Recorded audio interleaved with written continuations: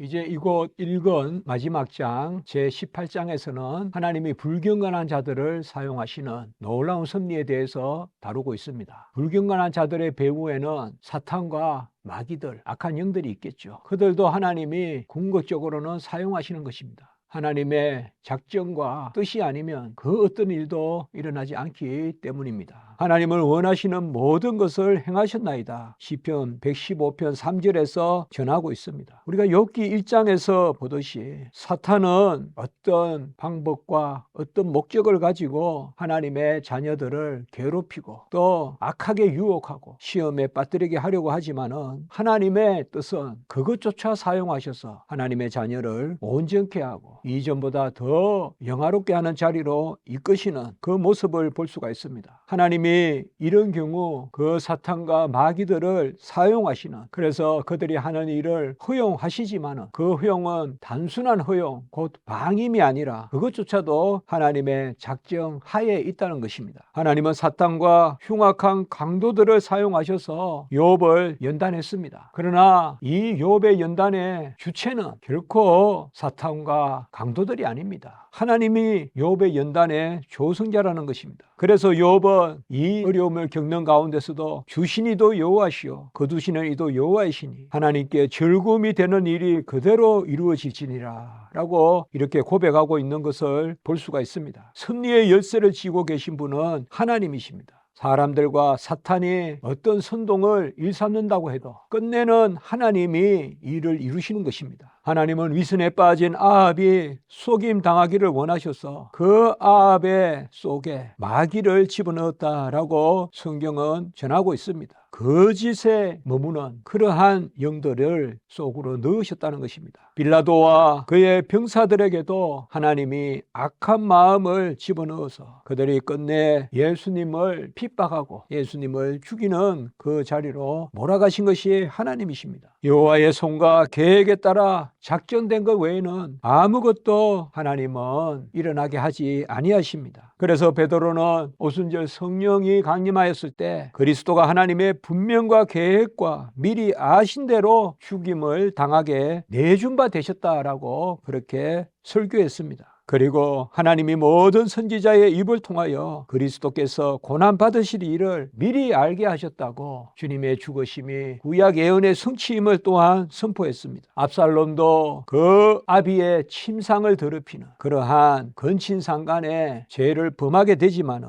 하나님은 그 압살롬의 죄를 모르신 것이 아니라 너는 은밀히 행하였으나 나는 온 이스라엘 앞에서 백주의 이 일을 행하리라 라고 하시므로 압살롬의 이 범죄 조차도 하나님의 뜻 가운데 있음을, 섭리 가운데 있음을 말씀하셨습니다. 예레미야는 갈대아 사람들, 그 바벨론인들이 유다에 와서 온갖 만행을 하는 것을 두고 그 잔혹함도 하나님의 일이라고 선포했습니다. 심지어 느부갓네살을 하나님의 종이라고 부르기도 했다는 것입니다. 온갖 나팔소리, 전쟁에 내모는 그러한 불경건한 자들의 선동, 아수르를 통한 진노의 막대기, 그들이 휘두르는 도끼, 이러한 모든 것이 하나님의 손에 붙들린 바 된 하나님이 그들을 의로운 심판의 도구로 삼았다는 것입니다. 그들이 어렵다는 것이 아니라 하나님의 심판이 어렵고 그들은 악하나 하나님의 의로운 심판의 도구로 삼으셨다는 것입니다. 심의의 저주도 다윗이 즉각 반응하지 않고 그 노인을 죽일 수도 있었겠지만은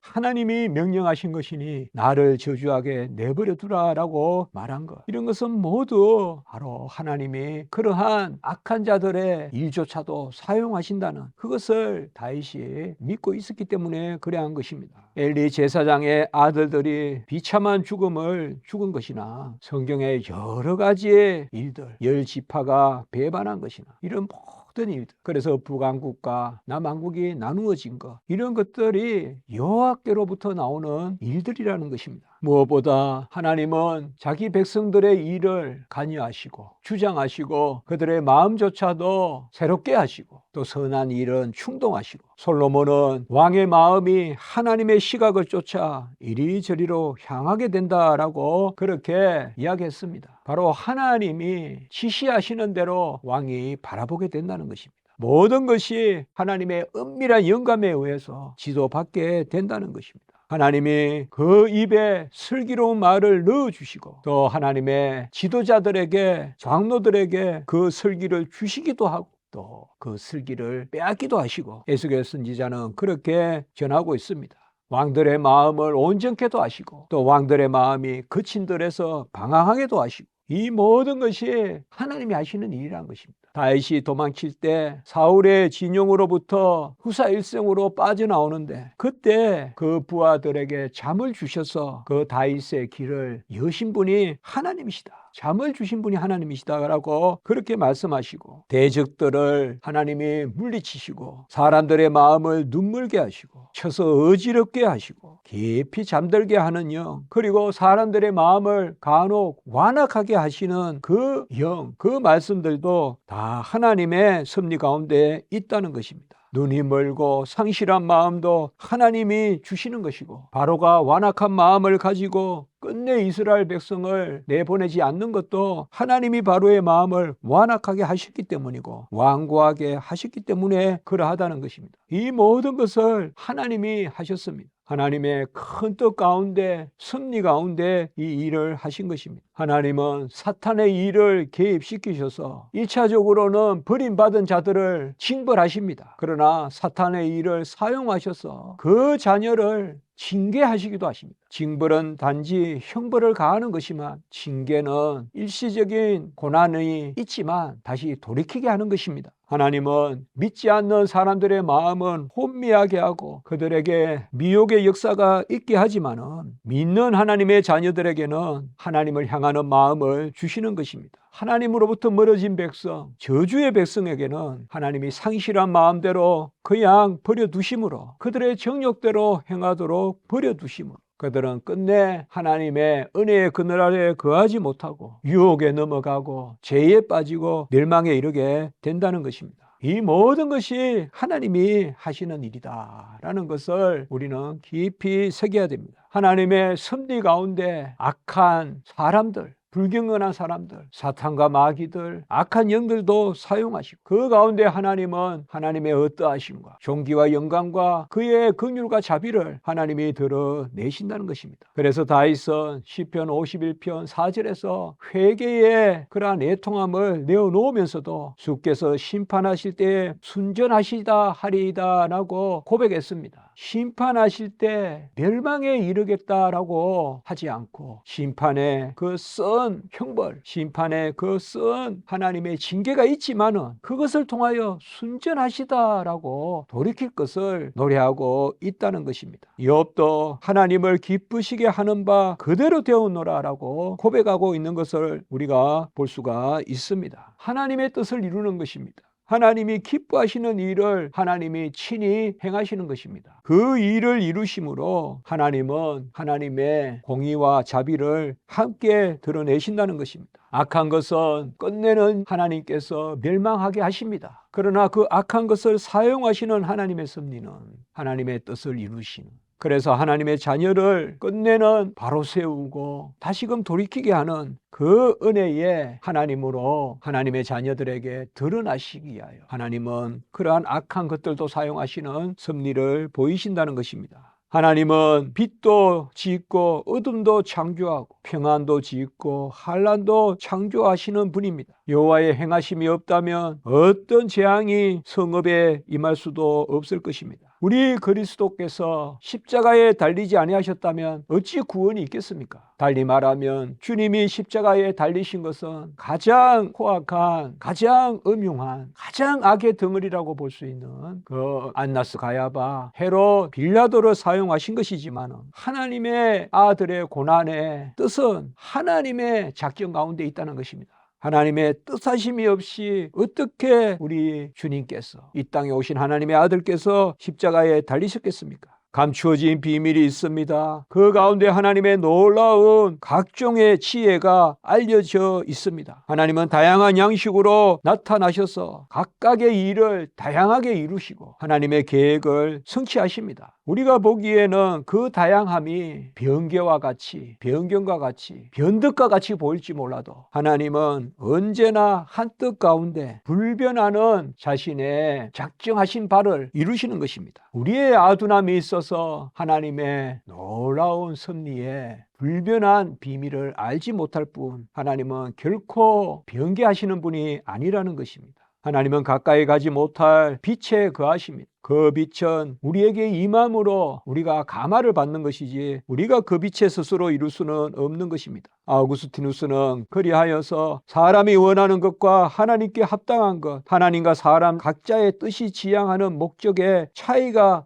있어서 혹자는 이것을 시인하고 혹자는 부인하기도 하지만은 결론적으로는 하나님은 악한 사람들의 악한 뜻을 통하여서라도 선하게 원하시는 것을 이루신다라고 그렇게 이야기했습니다. 하나님의 뜻은 놀랍고 형언할 수 없는 방법으로 이루어집니다. 하나님의 뜻이 없으는 어떤 일도 심지어 하나님의 뜻에 어긋나는 일도 일어나지 않습니다. 하나님의 뜻이 아니라면 하나님의 뜻을 거역하는 것도 일어나지 않는다는 것입니다. 왜냐하면 하나님이 그 거역하는 일을 허용하지 아니하셨더라면 그 일은 결코 일어나지 않았을기 때문입니다. 하나님은 원하시지 않는 가운데 허용하지 아니하십니다. 그리고 원하시는 것은 무슨 일이 있어도 거절하지 아니하십니다. 하나님은 선하신 전능하신 분이십니다. 악으로 선을 만드시지 않는 한 결코 악이 일어나지 않게 하십니다. 하나님의 뜻은 간혹 우리의 교훈을 위하여 변화되는 듯이 보이지만 하나님의 뜻은 결코 변개치 않습니다. 한 가지 뜻입니다. 하나님의 은밀한 뜻을 이루신 것입니다.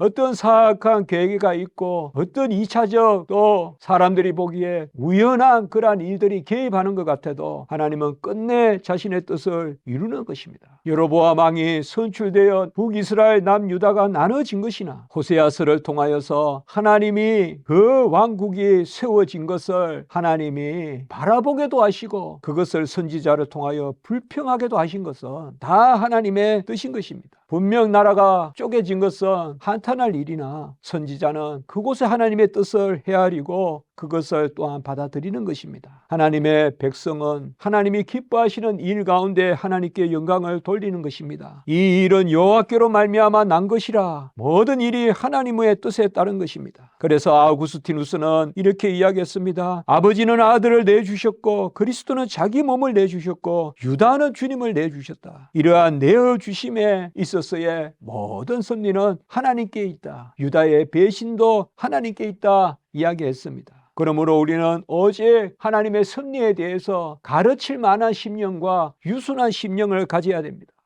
이 부분을 정리해 보겠습니다. 첫째, 하나님은 불경건한 자들의 행위를 허용하실 때 단지 방임하지 아니하시고 자기의 뜻에 따라 허용하신다는 것입니다. 두 번째, 사탄이 어떤 선동을 일삼는다고 해도 그 열쇠는 하나님이 쥐고 계시는 것이며 그런 일로 인한 연단의 조성자는 하나님 자신이라는 사실입니다. 셋째, 하나님의 뜻이 없으는 어떤 일도 심지어 하나님의 뜻에 어긋나는 일도 일어나지 않는다는 것입니다. 넷째, 하나님은 불법의 조성자가 아니시며 그가 악으로부터 선을 만드시지 않는 한 악은 결코 일어나지 않는다는 것입니다. 다섯째, 모든 일은 하나님께로 말미암으나 악행에 대한 책임은 하나님께 돌릴 수 없다는 것입니다. 이 섭리의 놀라운 비밀, 이것을 아는 것이 가장 복되다. 이것에 대한 무지가 가장 비참하다. 이렇게 칼빈은 슬퍼하는 것입니다.